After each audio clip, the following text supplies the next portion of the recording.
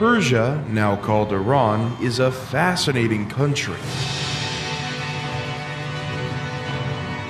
It has been a major power since before the foundation of Rome, and even since the dawn of civilization, and it still shapes today the politics of the Middle East and Eurasia. Right in the middle between Europe and Asia, it's been a major center of trade, learning, and cultural exchanges. It is also a remarkably durable center of power, always re-emerging no matter how many times it got invaded or conquered. This documentary will delve deep into where Persia comes from and what made it so successful and unique among the world's great civilizations.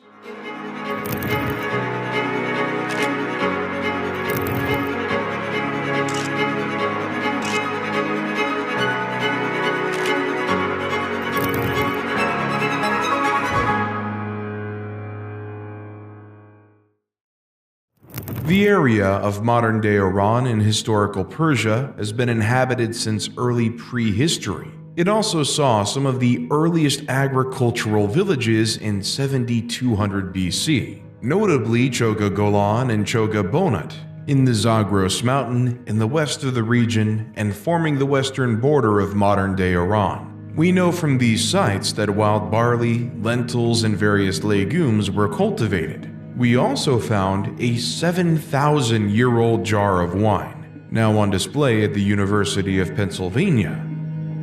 The culture of the region has been deeply intertwined with one of Mesopotamia, or current-day Iraq. One of the first cities, the Sumerian city of Uruk, is considered to have extended eastward, creating the city of Susa in 4395 BC, or maybe even earlier. The city of Susa would become the capital of Elam, the very first defined nation in what would become Persia. It would stay an important economic and trade center until its destruction by the Mongols some 5,500 years after its foundation. Instead of a modern nation-state, Elam was most likely a coalition of different people and tribes living in the mountain. Elam was the name given to them by the Mesopotamian civilization, and they most likely called themselves something like Haltami, or those of the high country.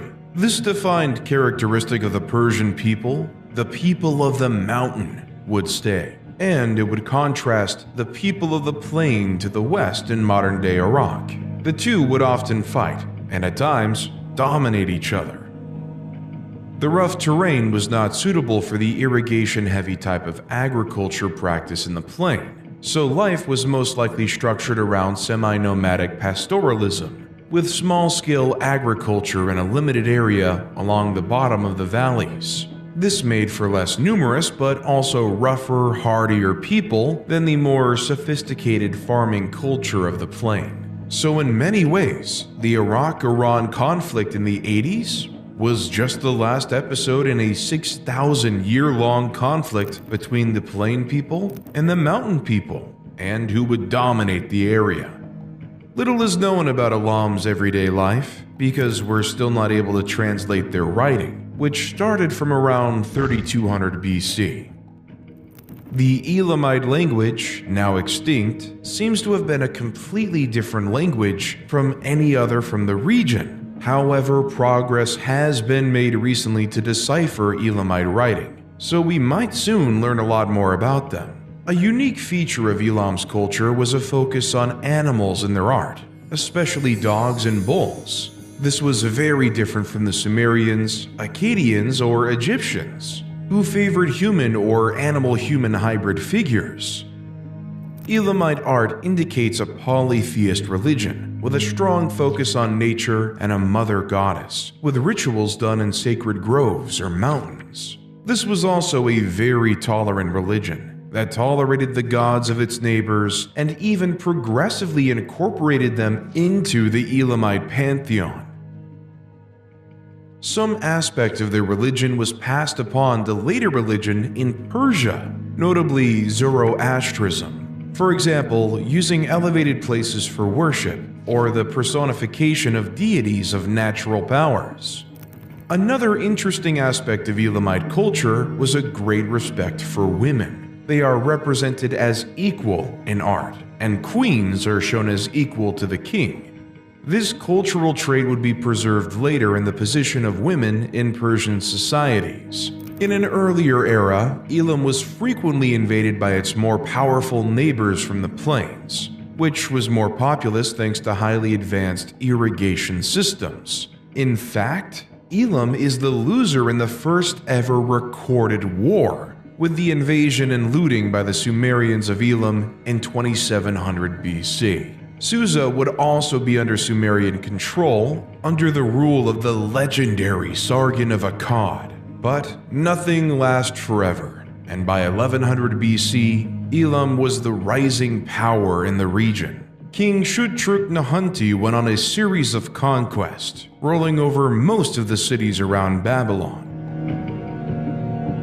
Later, Elam would stay powerful but would fail to rule the region due to infighting between the heirs of King Shutruk. The king of Babylon, Nebuchadnezzar, would in turn conquer Elam in 1120 BC, illustrating the difficulty in obtaining a lasting victory in the region.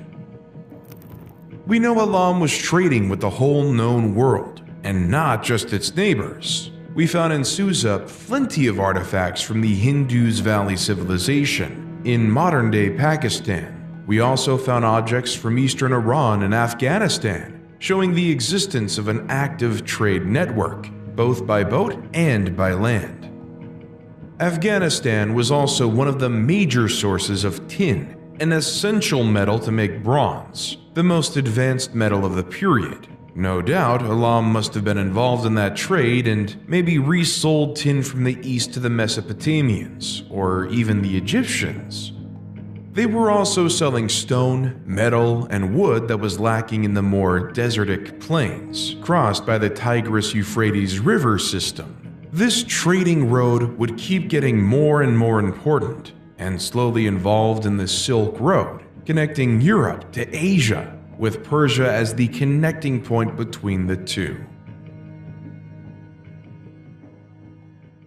Progressively, Elam's power faded with the entry of the Iranian or Aryan people into the region. They were nomads who originated from the steppes of Eurasia, living a life similar to proto-slaves, Turks, and Mongols. Over time, Elam and Iranians started to mix, especially in the south of the country. This was a gradual process that stretched over more than a millennium, starting in 2000 BC. Elamite culture would persist long after the Iranian people became dominant in the region. For example, the Elamite language was for a long time used as the main administrative language. This would indicate that if the Iranians ruled and colonized the area, the legal and administrative system was still manned by native Elamites.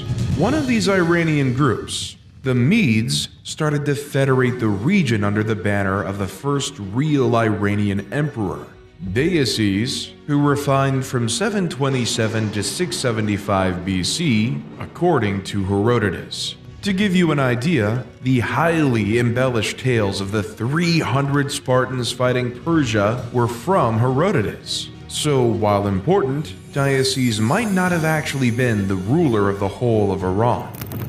In any case, the Medes' unification was in large part a reaction to the brutal conquest and oppression by the Assyrian Empire. Deioces' grandson Cyaxares would ally with the Babylonian and destroy the capital of the Assyrians, Nineveh, in 612 BC. By 700 BC, the area was mostly populated by Iranian people, like the Medes, Persians, and Parthians. The Medes might have been the founder of the first Iranian Empire and the downfall of the Assyrians, but it would be another group that would take the lead of the region. The Persians, under Cyrus the Great, would form the First Persian Empire, also called the Achaemenid Empire. Cyrus the Great was a vassal of the Medes that rebelled in 553 BC, and then went on to conquer the world. By 539 BC, he had conquered Babylon. In 533 BC, he would enter in India and conquer the western part of it. We don't know much about him before he went on overthrowing the Medes and taking over the whole Middle East. It seems he started his rebellion when a Medes general, Harpagus, was sent to attack Cyrus. But instead, Cyrus and Harpagus teamed up on the Medes Empire. How did that happen? What did Cyrus promise Harpagus? No one really knows, as the stories of the time, including from Herodotus, are too full of mythology and inventions to be relied on. But we know that later Harpagus would become one of Cyrus's top generals. Who knows? Maybe Harpagus saw early in Cyrus the great ruler he would become.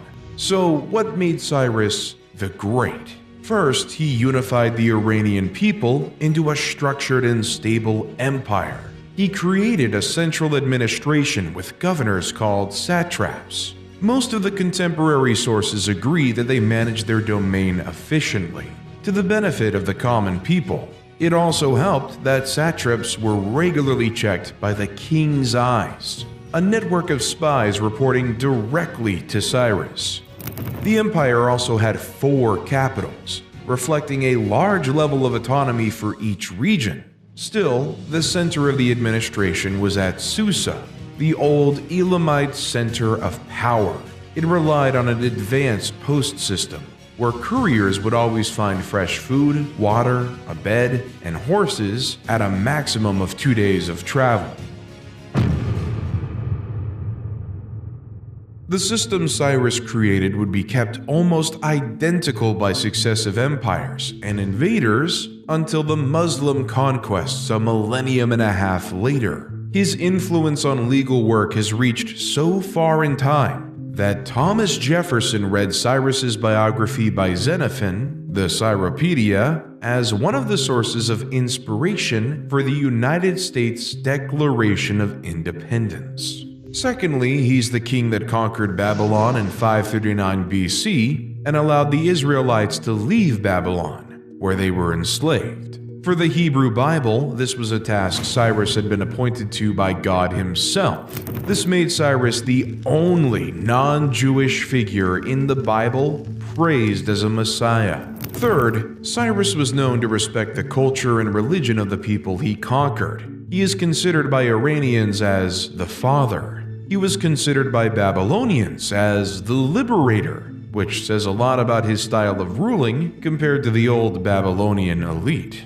Fourth, he was the founder of the famous military division of the 10,000 men called the Immortals, which would stay the elite force of the Persian Empire to the end. Overall, as far as conquerors go, Cyrus was indeed a pretty good one. He created what at the time was the largest ever empire, and did it with a relatively limited amount of bloodshed and sparing civilian and local temples. His son would continue the tradition and conquer Phoenicia and Cyprus in 525 BC. Followed the same year by the conquest of Egypt, Nubia, and part of modern-day Syria.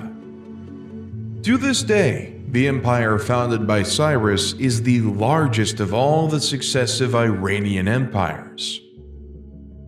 The tomb of Cyrus the Great is still standing in Iran and is a UNESCO World Heritage Site. Cyrus's greatest city, Persepolis, is to this day one of the greatest archaeological sites in the world. Following Cyrus's son came Darius I, the other great Persian emperor. Darius's reach would ultimately extend as far as an invasion of the Indus Valley, today Pakistan. But he is more remembered for the first Persian invasion of Greece in 492 BC. Bad luck would strike, with the lack of troops coming partly from a fleet sunk by a storm, and by the fact that the invasion of Greece was a really small campaign by Persian standards. So, the invasion would fail at Marathon in 490 BC due to a mix of bad luck and insufficient troops. Angered by the Greeks' resistance and surprise victory, Darius had planned a second invasion, but he died in 486 BC before he could execute it, leaving the task to his son, Xerxes. Xerxes' management of Persian troops in the Greek campaign was average at best, and by now the repeated Persian invasions had forced the often divided Greek city-states to unite. Still, he managed to burn Athens in 480 BC, which had been evacuated by its population. The Battle of Salamis in 480 BC would see the Greeks destroy the Persian fleet. Fearing being stuck in Europe, Xerxes retreated. He also had to put down a rebellion in Babylon at the same time. The remaining Persian troops on the continent were finally defeated at the Battle of Plataea in 479 BC. Xerxes would end up assassinated in 465 BC by the commander of the royal bodyguards. The Greeks and the Persians would keep fighting for influence over Anatolia and the Greek islands for the centuries to come, with none really taking over the other. After Xerxes, Persia would stay one of the largest world powers for almost centuries. One of the impressive features of the Persian Empire would be its effort to improve the conditions of the semi-arid region. After all, it receives only 124 millimeters of water per year. Notably, Darius the Great would create the Shashtar hydraulic system, a system of canals that would divert water from a river to the city of Shashtar, power multiple mills, creating a man-made cascade, and irrigating almost 100,000 acres of farmland and orchards. Another remarkable system, predating the Persians but greatly expanded by them, was the qanats. They would take water from underground and carry it to fertile farmlands. These canals were mostly subterranean in order to limit evaporation. Because they tapped into the water tables, it would provide a small but steady water flow independent of the rain.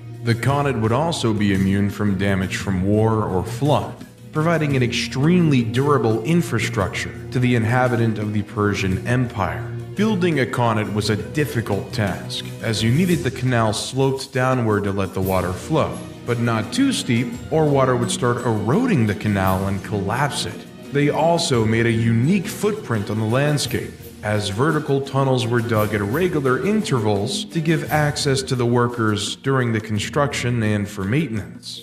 Another innovation was the yakshul, a dome of clay where Persians would pile up ice in winter to keep food cold the rest of the year.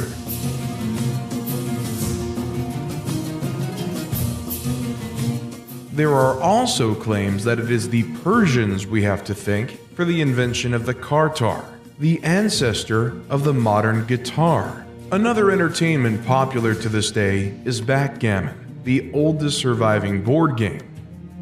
The Persians also claim to have also invented chess, even if this is contested by India.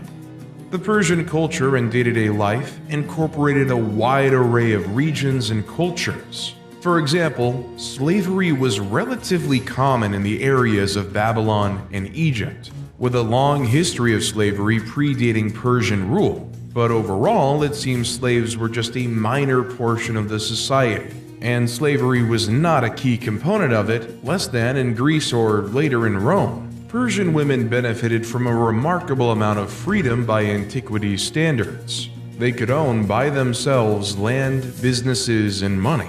They could also travel freely. We also know that aristocratic women would ride horses and practice archery, activities that would have been kept only for men in other cultures like the Greeks. The only field apparently excluding women was ruling the country. One last innovation to be credited to the Persians is one of the first monotheist religions, Zoroastrianism. The religion was founded by Zoroaster or Zarathustra. The exact figure of Zoroaster is lost to history, with religious tradition putting him in the 6th century BC. But some historians believe him to be more of a 10th century BC figure turned into a myth. Zoroastrianism explains the world as a place of a battle between a supreme god of good versus a supreme god of evil. It also contained belief in free will, life after death, and theology of angels and demons, heaven and hell. Historians of religion consider that Zoroastrianism had a major influence on other Abrahamic religions, Buddhism and Greek philosophy. One example is the three magi bringing gifts for Christ's birth in the Bible, also known as the three wise men. The term magi refers to Zoroastrian priests. In Zoroastrianism, the God of good is omniscient, knows everything, but not omnipotent, cannot do everything. Zoroastrianism also encouraged the protection and, to some extent, the veneration of nature, probably drawing from the older animist and polytheist beliefs of the Iranian people and the Elamites. Fire was playing a major role in the religion, with prayers usually done in the presence of a fire and sometimes flowing water. The Zoroastrian idea of the law of Asha, or truth and righteousness, was also claimed as an inspiration for Cyrus the Great's style of ruling and lawmaking, even if he didn't impose Zoroastrianism on the people conquered by Persia. Zoroastrianism is still practiced today as a minor religion in India and Iran. Overall, the Persian Empire seems to have been a relatively tolerant and good one, as far as empires go. It would punish rebellions harshly, but then respect the local culture, customs, and religions of the conquered people. Its governing principles were autocratic, but with a goal of improving the common man's life and developing a just and productive system, run by an efficient administration with many safeguards against corruption and abuse of power.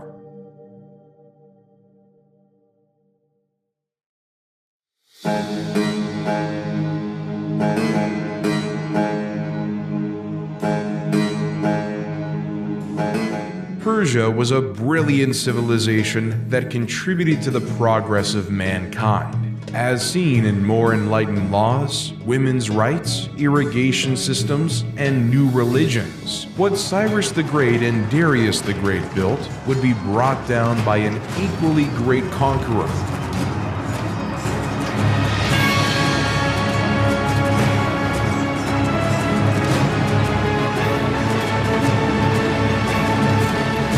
The Macedonian Alexander the Great. Alexander was a great admirer of Cyrus. Reading from an early age Xenophon's Cyropedia, one key aspect Alexander took from Cyrus's biography was his heroism in battle. Alexander was the king of Macedonia, a kingdom at the northern fringes of the Greek world. He was born in 356 BC and tutored personally by Aristotle. Yes, the Aristotle, the father of Western philosophy. Alexander was already commanding an army and ruling in his father's absence at 16 years old. And then he became king at only 20 years old.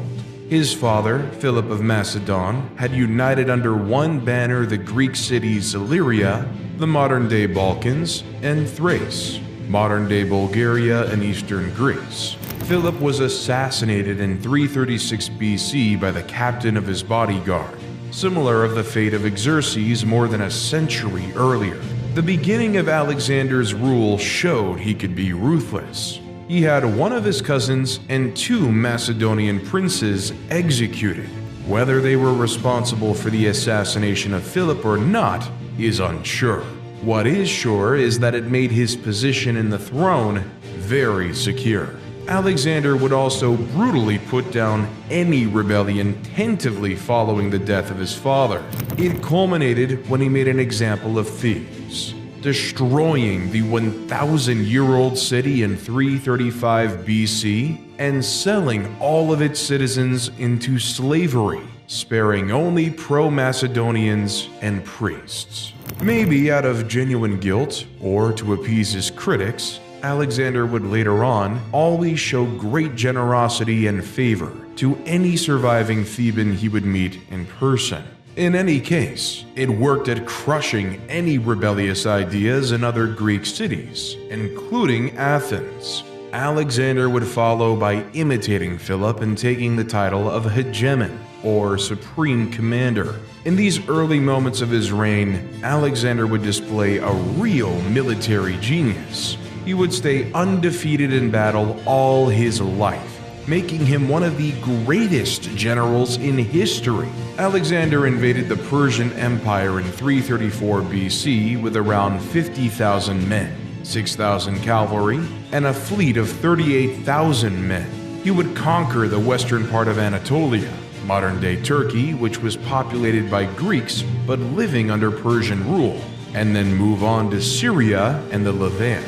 The Greco-Macedonian army met the much more numerous Persian army, at least twice bigger, at the Battle of Issus. The Persians were led by Darius III, and he had cut the Greeks from the conquered territories. A big part of the legend of Alexander has been enhanced by the sheer ineptitude and cowardice of Darius III. At the Battle of Issus in 333 BC, the Persians attacked the Greeks in a narrow space between the sea and mountain, blocking them from making use of their larger number. When the Persian army started to break under a Greek assault led by Alexander, Darius is said to have been the first one to flee. The view of the Persian emperor running for his life, instead of rallying his troops, led to the Persian army collapsing. This was the first time ever that a Persian army under the command of a Persian emperor would be defeated. One can imagine the shock it must have been to everybody,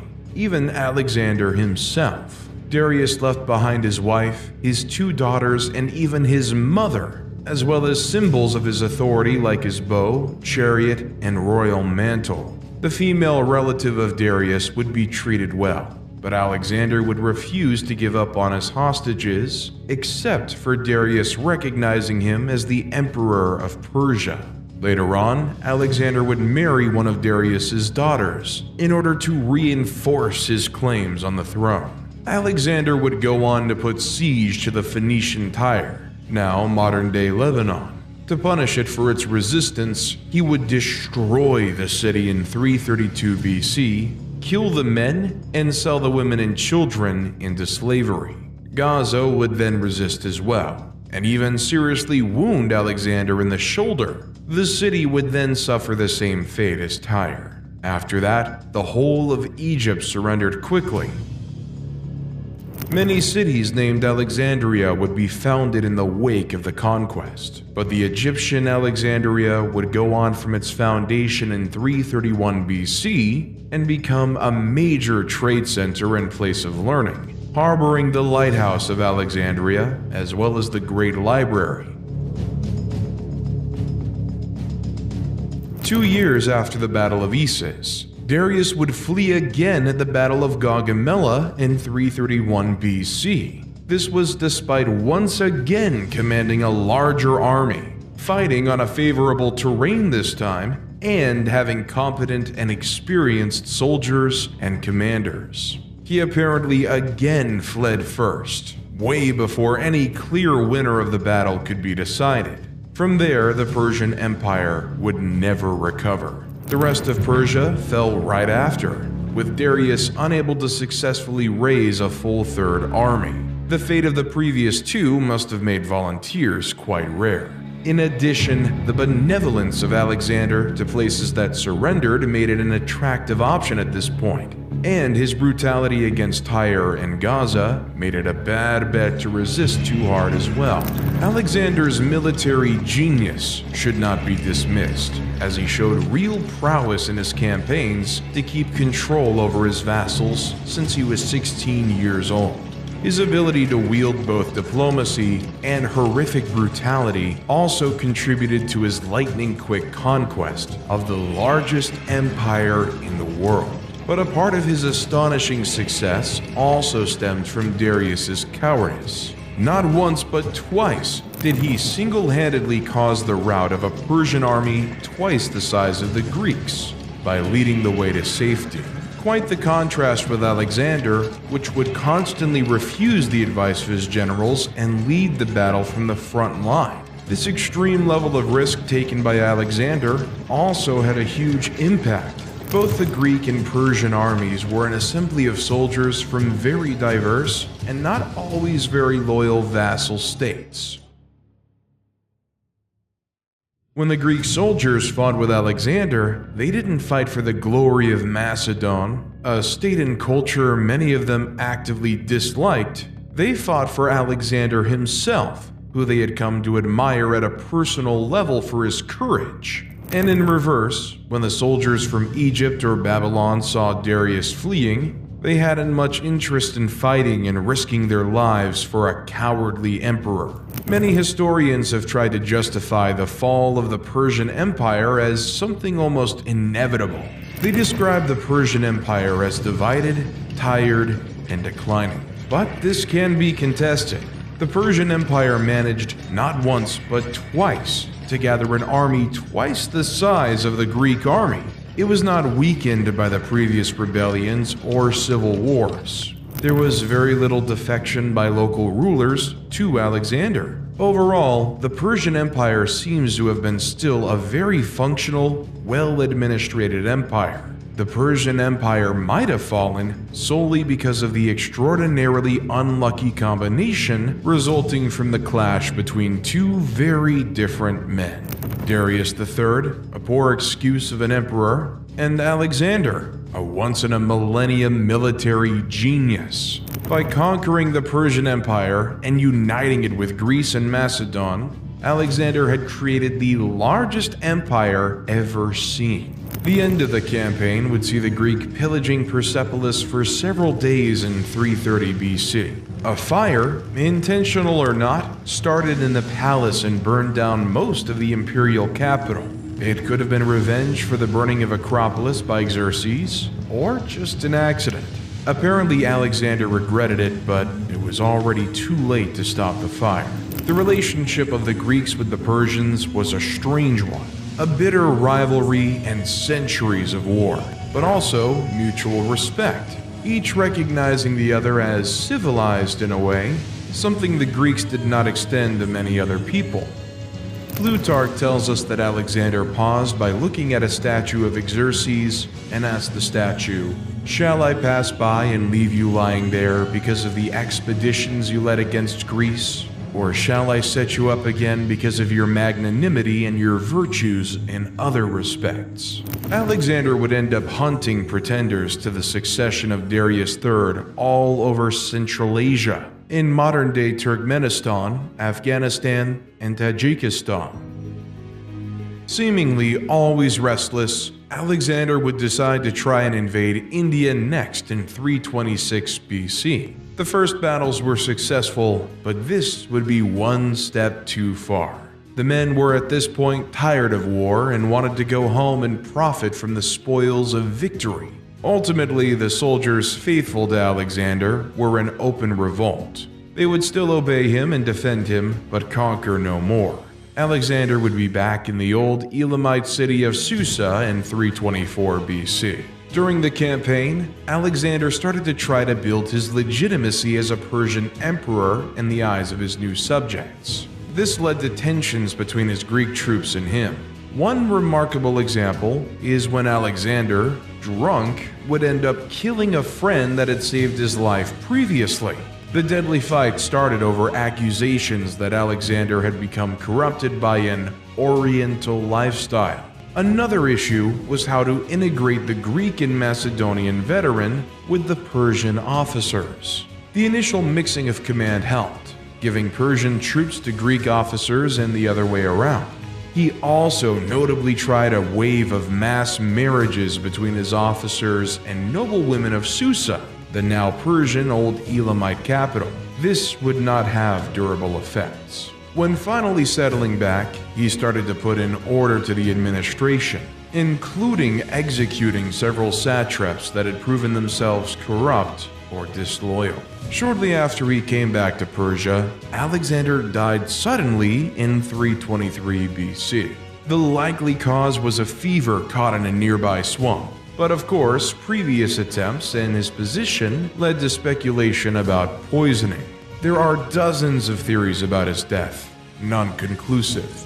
Some would find it somewhat poetic that a man able to bring down an empire and survive countless battles and injuries would not fall from intrigue, but an ordinary and unglorious cause, like a disease. He would be buried in Alexandria, but what happens to his remains is unclear past the 2nd century AD. Conquest of Persia by Alexander would have lasting consequences. When Alexander was on his deathbed, his generals pushed him to name who the throne should be granted. He would have responded, "To the strongest." This led to the fracture of the empire in 4: Macedon and Greece, Thrace in the west of Anatolia, Persia proper with Central Asia, Iran, Iraq, Syria, and Lebanon, and Egypt, which also ruled over part of the Levant, Cyprus, and South Anatolia.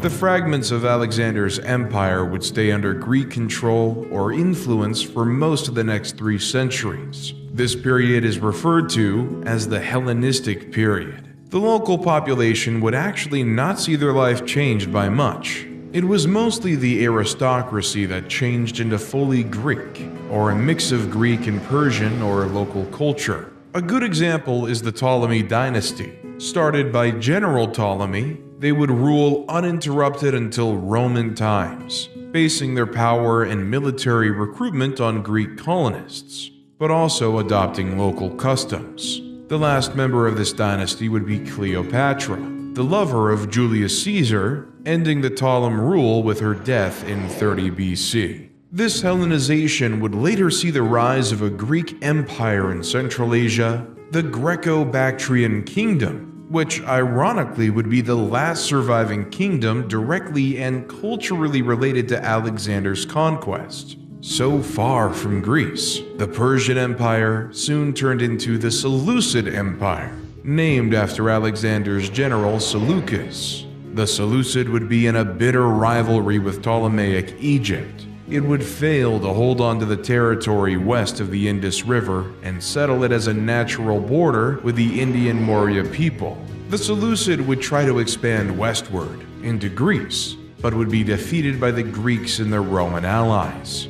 This would weaken the empire and open it later to conquest by the Parthians. The Seleucid would turn out unable to hold on to their empire, with their most lasting legacy being the Hellenization of the region. That same process, pushed by a stream of an immigrant from Greece, would ultimately weaken the empire, with notably the Jewish population successfully rebelling. By the time of Christ, the Greek language would be used for language of learning, trade, and culture. The first Bible would be written in Greek as well.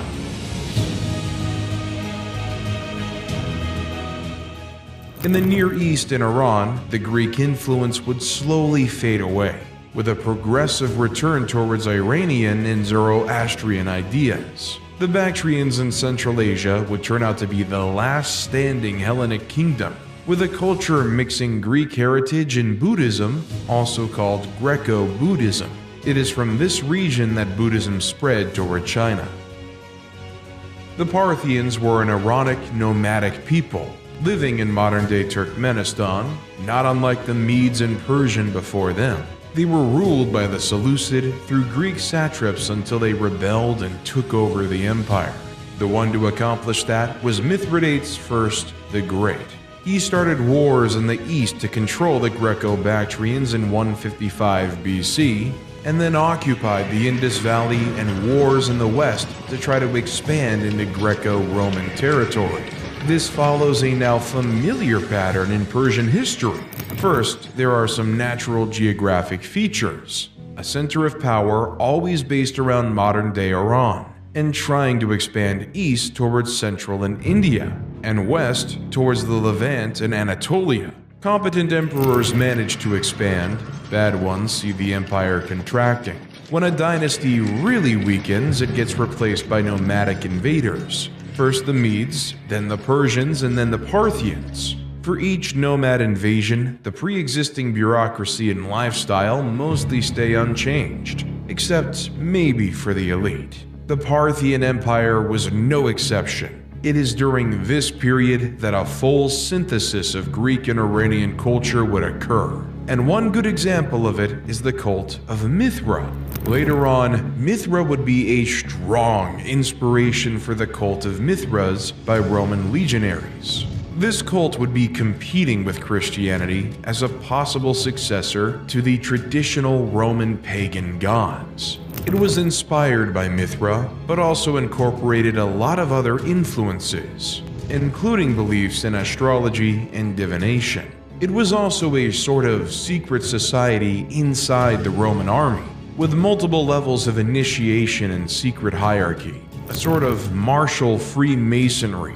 Going back to the Parthians, a unique feature of the Parthians was a ruling system that was a lot less autocratic. It was aristocratic, in the sense that only the elite had a say in the ruling of the country, but the nobility could decide to depose an unfit king by a vote, without the empire devolving into a civil war. Alternatively, even powerful nobles could be demoted or arrested by the king without troubles, as long as the decision was deemed fair enough. This gave Parthia a high level of political stability, something of an advantage against the always divided Greeks and the Romans, experiencing regular and devastating civil wars. Parthia would be a bitter rival to Rome, constantly blocking its expansion eastward. Parthian mounted archers would be a new core for the Persian Empire army, keeping alive the steppes tradition more than the previous nomadic invaders. Their most memorable tactic was the Parthian shot, a backward arrow fired at the pursuing enemy cavalry. In one especially remarkable military campaign, the Parthians would be responsible for the defeat and killing of Crassus, the third member of the triumvirate with Caesar and Pompey. They killed him in 53 BC by making him swallow melted gold in punishment for his legendary greed. The Sasanian Empire would be the last pagan, as in not Muslim, iteration of the Persian Empire. The best way to look at the Sasanian replacing the Parthian is by looking at the origin of the founders of the dynasty and their ideology. They were from an old Persian noble family, from the same region that Cyrus the Great came from. The empire they built from 224 AD would put back Iranian culture at the center of Persia, with Zoroastrianism turned into a state religion. Hellenization would partially stay, but be much weaker in Iran than in the fringes of the empire, like in the Near East neighbors such as Lebanon and Israel. Other religions would be tolerated, but this characteristic would be essential in distinguishing this new Persian Empire from the Roman Empire, now turning into a Christian empire. Later on, the Sasanian would be the most dangerous and threatening rival to the Eastern Roman Empire, also called the Byzantine Empire. It is during the Sasanian Empire that the Jewish Babylonian Talmud would be composed, as the empire harbored several Jewish centers of learning. The Sasanians saw the rise of Manichaeism, created by the prophet Mani. It was a religion claiming to be the final revelation, synthesizing the teaching of Zoroaster, Jesus, and Buddha. As a result, it angered the hierarchies of all the main religions of the time. Manichaeism would spread quickly, even if repressed by the Sasanian Empire's leadership, but would be ultimately crushed by the various governments in the West, China, and the Caliphates, and disappear completely by the 14th century. It would nevertheless be very influential on many Gnostic branches of Christianity like the Cathars. The Sasanian Empire would also be a lot more centralized and urbanized compared to the Parthian culture, more influenced by nomadic lifestyles. The Sasanian Empire would develop relations with the East further than the previous Persian Empire. Since the Bronze Age, trade with India and China had created a prosperous trade network, the Silk Road.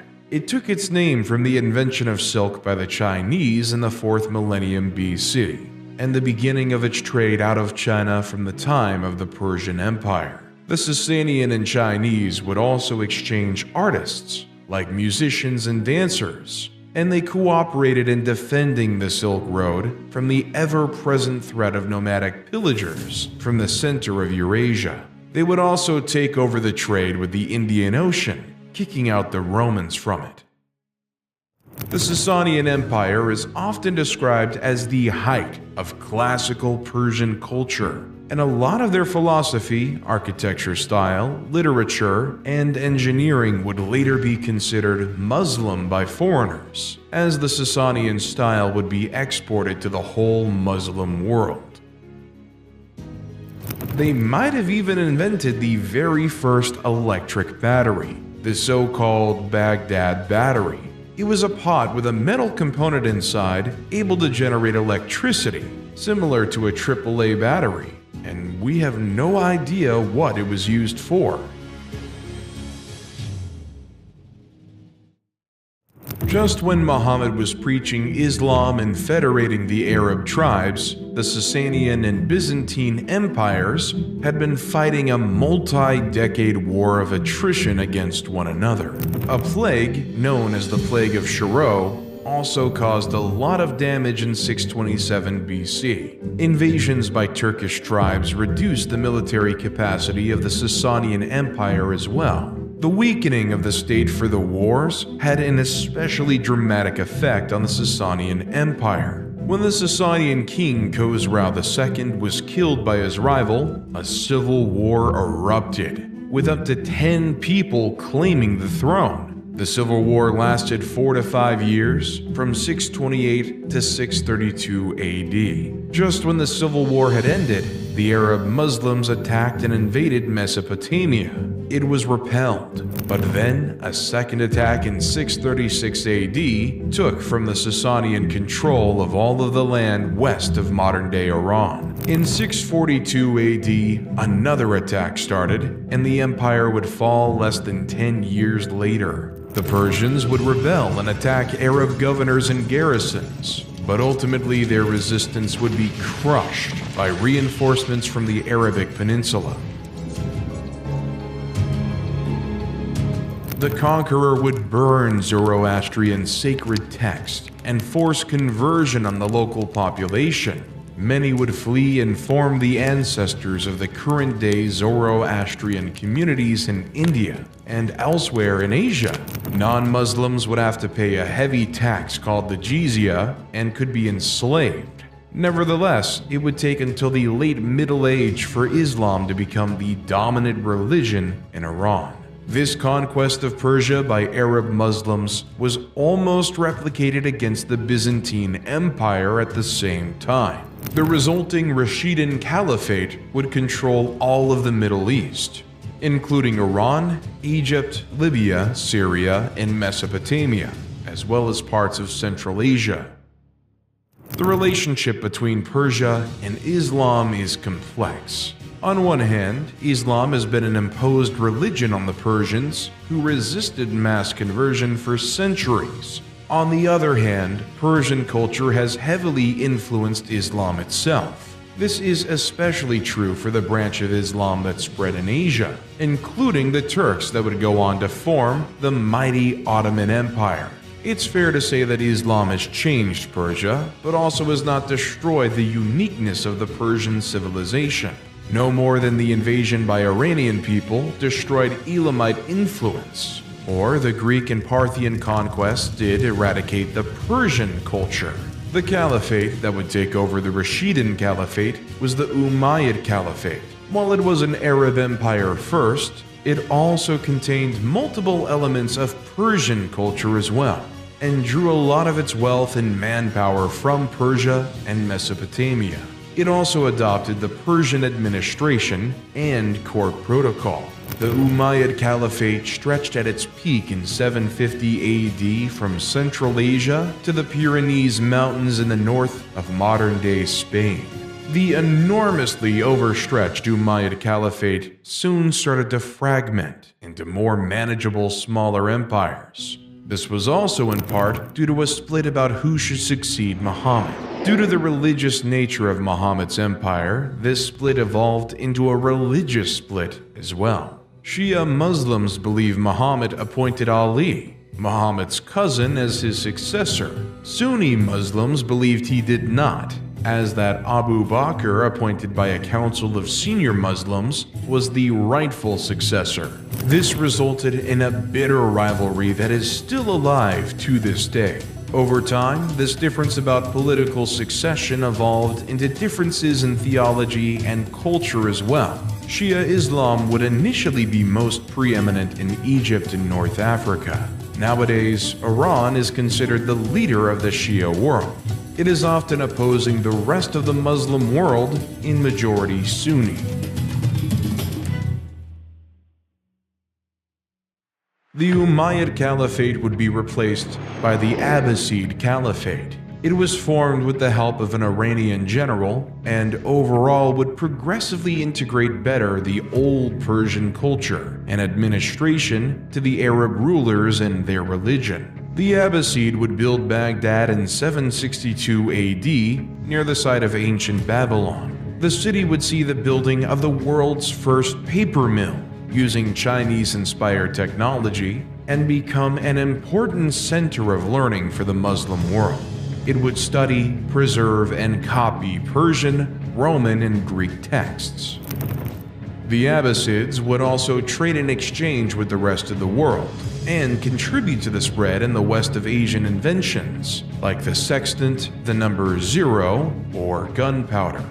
The Abbasid Empire would struggle to maintain a grasp on a very large empire and progressively lose control over the most distant parts. Morocco in the 830s, Egypt in the 870s, and North Africa in the 920s. From 945 to the 13th century, the area would become controlled by the Seljuk Turks, coming from the Eurasian steppes, like the multitude of Iranian tribes before them. Once again, the pattern of nomads replacing a declining dynasty still hold true. Even if Seljuks ruled, the Abbasids stay nominally in control of the empire. In practice, the Seljuks would control the state and the army, but the Iranian would control the administration. The Abbasid Empire is generally considered as having been the engine behind the Islamic Golden Age. It was a period of scientific development, building on previous knowledge from the Egyptian, Persian, Greek, and Roman, and on the exchange of ideas with all the cultures of Eurasia, from Western Europe to India and China. This led to considerable progress in various fields like medicine, philosophy, astronomy, chemistry, geometry, physics, especially optics, and calculus with the invention of algebra. A lot of the progress done in that time was also due to the work of minorities, like Zoroastrians, Christians, and Jews. Excluded from political power, they could still use their talents as doctors, scientists, and engineers. The Abbasids were also responsible for the production of some of the more well-known Muslim literature, like the 1001 Nights' Tales, likely at first a translation in Arabic of Persian texts, with origin in Indian literature. Additional folklore from Arabic, Persian, Mesopotamian, and Egyptian sources would be added to it. This is where iconic characters like Aladdin, Sinbad, or Ali Baba come from. As said before, the Seljuk rule in practice did not disrupt the daily functioning of the Abbasid Caliphate. The regular occurrence of nomads invading and replacing the previous dynasty ruling over Persia would be interrupted by the Mongol invasions. They differed from previous nomads' invasions by their scale and brutality.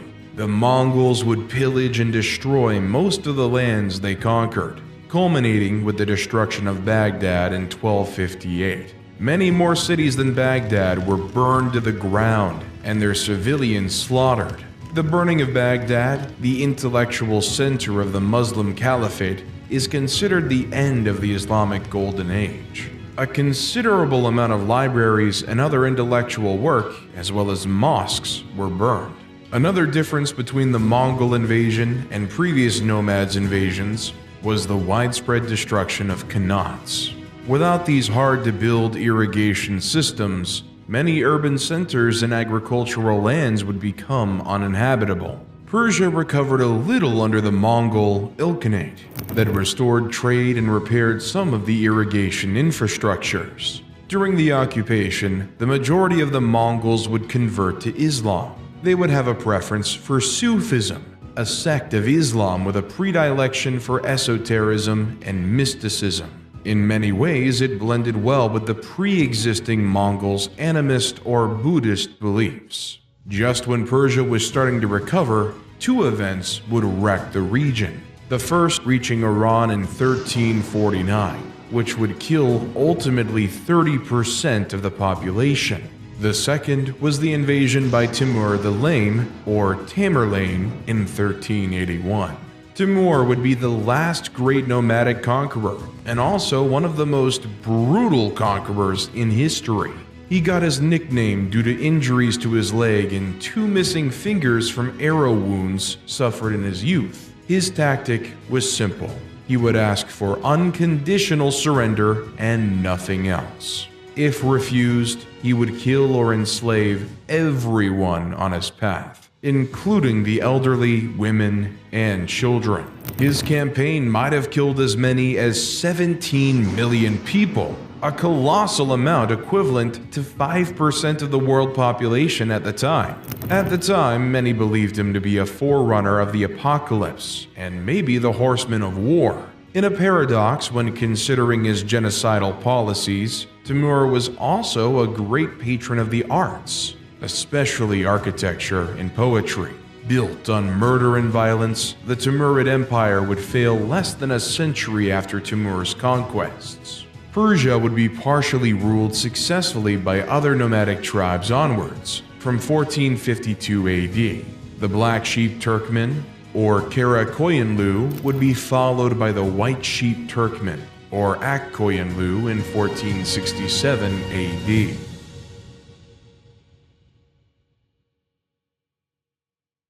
The destruction and chaos brought by the successive Mongols' invasions had, maybe for the first time in millenniums, durably shattered the unity of Persia, including its Iranian heartland. The political disorder gave space for religious movements to grow in popularity and restore order. The most influential of them were of Shia inspiration, and the dominance of Shia Islam in Iran dates to this period.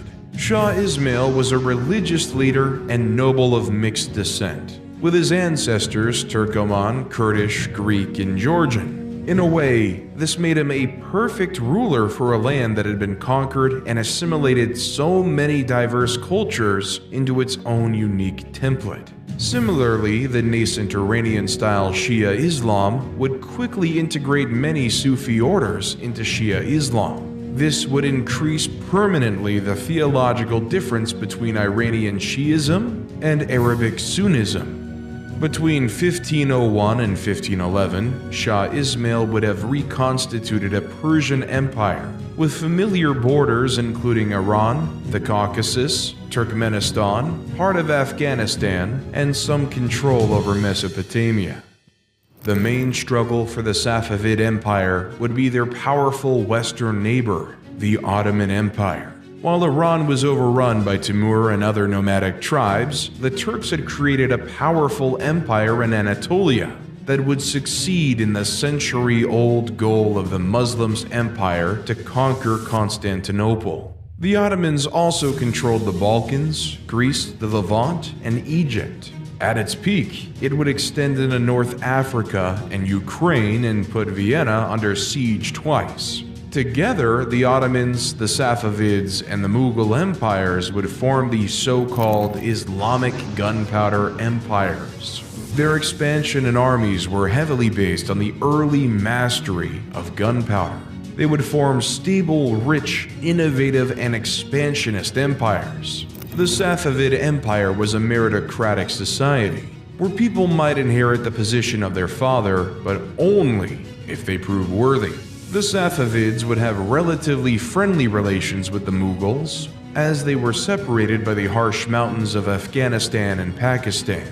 On the opposite, the Safavid and Ottomans would regularly clash over the control of Mesopotamia, the Caucasus, and East Anatolia. This rivalry with the Ottomans contributed to friendly relations with European powers. The Safavids, under Shah Abbas I the Great, would trade with the Dutch East India Company and even establish an alliance with the Austrian Habsburgs. Abbas took back from the Ottomans Baghdad, eastern Anatolia, and Georgia by 1618. This military success had been made possible due to the modernization of the army, following the model of the British Army and under the instructions of Sir Robert Shirley. The relationship with England was well established, and it was with help from the British Royal Navy that Shah would kick out the Portuguese from Bahrain and Hormuz. Europe would also import from Persia the famous Persian carpets, silk, and other textiles. In general, living standards were equivalent to Europeans, at least for the commoners. However, Western visitors would notice fertile lands not being cultivated, blaming it on poor governance and a lack of interest in agriculture from the ruling elite. Many monuments in Iran standing to this date trace back to the Safavid period, including the several monumental and richly decorated mosques in Isfahan. Isfahan would be a center of learning.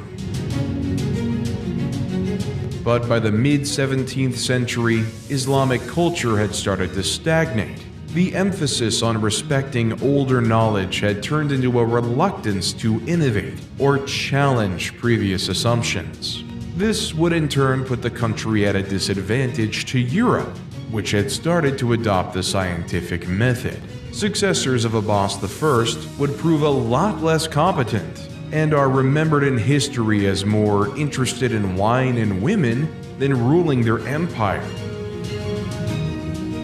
This gave the neighboring powers increased ambitions, including Russia, which had now been a growing power for 2 centuries and actively expanding to the east and south. The Russian Empire under Peter the Great would conquer Iran's Caucasian territories in 1723. The regions of Afghanistan and Pakistan would also rebel against their Persian masters. Meanwhile, the Ottomans would also carve out a part of the Iranian territory. The Treaty of Constantinople in 1724 would briefly split Iranian territory between the Russians and the Ottomans. By 1735, most of these territories would be returned to Iran after a rebellion and a new Iran-Ottoman war. The man behind the restoration of an independent Iran in 1735, Nader Shah, would then attack India and pillage Delhi using the stolen riches to finance the reconquest of land long lost to the Ottomans. Over time, he would turn into a paranoid and cruel ruler. When he was assassinated in 1747, Persia controlled again the Caucasus, Mesopotamia, and parts of Anatolia. What followed was a long period of anarchy and civil war. The winner of the civil war, who would found the Qajar dynasty in 1796, was Aga Muhammad Khan. His reign would be marked by the goal to re-establish Iranian control over the Caucasus. Like many other countries in that period, Iran would struggle to be independent when faced with increasingly powerful, industrialized, and aggressive European colonial empires. After Aga Muhammad Khan, Iran would permanently lose control over the region to Russia in the 2 Russo-Persian Wars of 1804 to 1813 and 1826 to 1828. And this was despite Russia fighting a very destructive war against Napoleon at the same time. Many Caucasian Muslims would refuse to live under Orthodox Russian rule and migrate to Iran. Later on, the ruling elite would essentially sell the country to foreign power influence, especially bidding Russia and England against each other. England, the colonial ruler of India, was increasingly on a collision course with Russia over the division of Central Asia and Persia. Several revolutions from 1905 to 1911 would weaken the rule of the Shah and increase demands for democratization. This would turn the old aristocratic Persia into the Iranian modern state, but also leave open to foreign domination. In 1907, the Anglo-Russia Convention would divide Iran into two zones of influence. The blatant disregard for the locals' opinion on the matter illustrates the loss of autonomy of Persia by that period. Foreign powers controlled the various factions, fighting for control of the country. The discovery of oil in 1908 contributed to increasing corruption and did little to help modernize and develop the country. In 1921, the UK would be struggling against the Soviet Union for control over Iran and its strategically important oil reserve. For the Soviets, access to the Indian Ocean and the ability to threaten English colonies in the Middle East and India was equally strategically important. With support from the British, Reza Khan would take power and establish the Pahlavi dynasty, which would rule until the 1979 revolution. Reza Khan would establish an authoritarian, nationalist, and militaristic government with a doctrine of secularism and anti-communism. Still, the company modernizes quickly. The authoritarian nature of the regime also made it prone to corruption and oppression. The secularism of the Shah's regime was resented by a devout population in majority Muslim. The tentative to westernized was also poorly accepted, including changes in clothing style, women's liberation, and many socio-economic reforms. During World War II, the Iranian government was initially tempted to side with the Germans. In response, the Soviet and English forces invaded the country. It would be a major transportation road for supplying the Soviet Union with American-made military equipment under the Lend-Lease Agreement. The post-war period would be marked by instability with the unresolved question of the relationship with Western powers. The new Shah, Mohammad Reza, initially ruled in a way that could have prefigured the country, turning it into a constitutional monarchy, akin to the UK or modern Spain. The relationship between the Shah and the democratically elected Prime Minister Mohammad Mossadegh would turn sour when the Prime Minister nationalized the British-controlled oil industry. Mossadegh was removed from power in 1952. Before being restored under popular pressure, he would be permanently removed from power in 1953 due to a USA and UK-sponsored coup. From 1953 to 1973, Iran's oil resources would be managed by Western companies. In 1973, in the midst of the 70s oil shock, the Shah would take back control of Iranian oil and use the money to modernize and build a more powerful army. In 1979, the country would be taken over by the Islamic Revolution, transforming the country into the Islamic Republic it is today. Communist activists that contributed to the success of the revolution would be quickly purged, resulting in poor relations between Islamic Iran and atheist communist Soviets. Iran would cut all relations with the West, with the Iran hostage crisis a focal point. 1 year later, Saddam Hussein hoped to profit from the disorder in Iran to expand Iraq's territories, especially in oil-rich areas. Iraq was supported by the USA, the USSR, France, the UK, Egypt, and the Arab countries. Currently, Iran is under sanctions from the West for its nuclear program. Regionally, it's exerting influence over traditional Persian space like Iraq, Syria, and Lebanon, but also Yemen. It's also improving its relations with China and Russia and is joining China-led international organizations like the BRICS and the Shanghai Cooperation Organization. The Persian Empire today is known for being one of the most dominant and powerful empires throughout the course of history. Over thousands of years, the Persians have made numerous integral contributions to the world, from industry to culture.